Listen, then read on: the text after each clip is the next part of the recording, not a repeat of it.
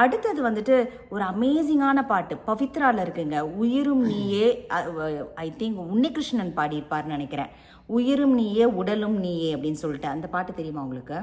ஒரு லைன் தெரியும் நினைக்கிறேன். பாடுங்க. உயிரும் நீயே உடலும் நீயே உறவும் நீயே தாயே.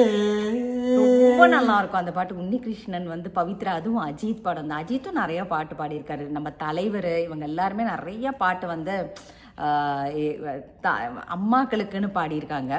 Again M Kumaran son of Mahalakshmi, அதுலேருந்து வந்துட்டு நீயே நீயேன்னு ஒரு பாட்டு வரும் இல்ல, அந்த பாட்டு தெரியுமா உங்களுக்கு?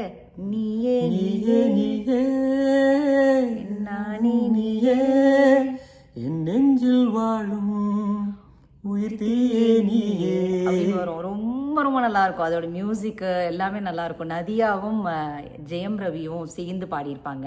அந்த பாட்டு ரொம்ப நல்லா இருக்கும். அதே மாதிரி முப்பொழுதும் உன் கற்பனைகள், அதில் வந்துட்டு கண்கள் நீயேன்னு ஒரு பாட்டு இருக்கு. அந்த பாட்டும் ரொம்ப ரொம்ப நல்லா இருக்கும். அந்த பாட்டு நீங்கள் போய் கேளுங்க. அது வந்து பையனுக்கு ஏதாவது அம்மா போடுறாங்க ஸ்டேட்டஸ்னா அந்த மாதிரி பாட்டு போட்டுக்கலாம். அப்புறம் வந்து நம்ம விஜய் தளபதி பாட்டு இல்லாமல் எப்படி, தளபதி பாட்டு அவரும் போட்டிருக்காருல்ல. அவர் வந்து அந்த காலத்திலே ராஜாவின் பார்வையிலே அப்படிங்கிறதுல வந்துட்டு அம்மன் கோயில் எல்லாமே எந்தன் அம்மா உந்தன் கோவில் அம்மா அப்படின்னு ஒரு பாட்டு இருக்கும். அந்த பாட்டை அவர் போட்டிருக்காரு. அதுவும் இருக்குது. அவரோட இன்னொரு பாட்டும் வந்துட்டு இப்போ வந்து ரீசண்டாக வாரிசுலேருந்து ஒரு பாட்டு, அது வந்து என்ன பாட்டுன்னா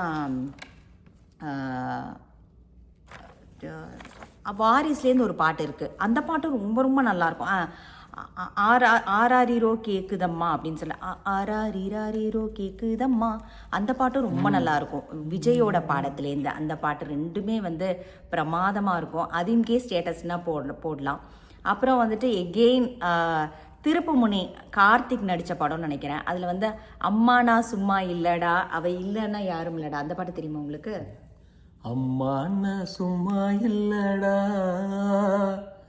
அவ இல்லைன்னா யாரும் இல்லடா அப்படின்னு ஒரு பாட்டு இருக்குது. அது அமேசிங்காக இருக்கும். அந்த பாட்டு கூட நீங்கள் ஸ்டேட்டஸில் போட்டுக்கலாம்.